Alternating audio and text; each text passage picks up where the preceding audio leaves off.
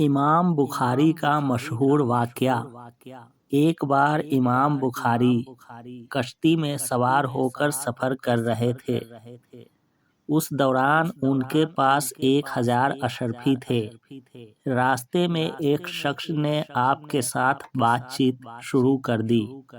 बातों बातों में इमाम बुखारी ने तज़किरा किया कि मेरे पास इतनी रकम है। वो कोई बड़ा शातिर इंसान था। थोड़ी देर के बाद उसने शोर मचा दिया कि मेरे पास एक थैली थी, वो किसी ने चोरी कर ली है। इसमें मेरे 1000 दिनार थे। लोगों ने पूछा कि वो थैली किस रंग की थी। उसने कहा वो काले रंग की थी, क्योंकि उसे पता था कि इमाम बुखारी के पास इस रंग की थैली में इतने 1000 दिनार हैं। जब उसने शोर मचाया तो कश्ती के सब लोग कहने लगे कि सबकी तलाशी लो, ताकि पता चले कि चोर कौन है। इमाम बुखारी समझ गए। उन्होंने दिल ही दिल में सोचा कि अगर लोग तलाशी लेंगे और इन्हें मेरे पास से थैली मिल जाएगी तो मुझे सब लोग चोर समझेंगे। उस बंदे को पक्का पता था कि मेरे रिश्तेदार भी मेरे साथ हैं। जब उनकी तलाशी ली जाएगी और उनके पास उसे पाएंगे तो ले लेंगे।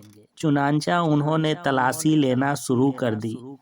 जब तलाशी लेते लेते इमाम बुखारी के पास आए और उनकी तलाशी ली तो उनके पास भी थैली नहीं मिली।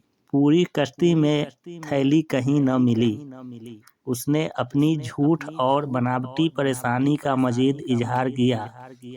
जब कश्ती किनारे पर लगी और इमाम बुखारी आगे चले तो वो आदमी आपके करीब आया और इमाम बुखारी से मुआफ़ी मांगी और कहा, मैं बहुत शर्मिंदा हूँ, मैंने आपके साथ बड़ी ज़्यादती की है।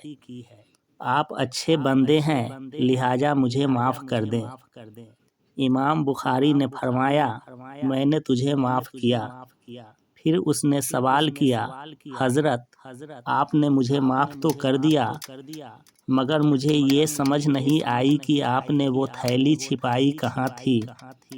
इमाम बुखारी ने फरमाया, जब मैंने ऐलान सुना कि थैली चोरी हो गई है तो मैं समझ गया था कि मैं चूंकि किनारे पर बैठा था, इसलिए मैंने वो थैली चुपके से दरिया में गिरा दी।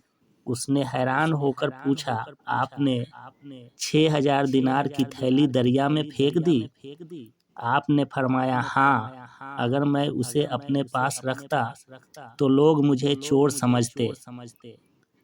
क्या मुझसे कोई हदीस की रवायत करता? अगर मैं ऐसा न करता और चोरी का इल्ज़ाम मुझ पर साबित हो जाता तो मैं हदीस पाक की रवायत से हमेशा के लिए महरूम हो जाता और कोई हदीसों पर यकीन न करता। मैंने रवायत हदीस वाली नियमत को बचाने की खातिर इस माल को कुर्बान कर दिया।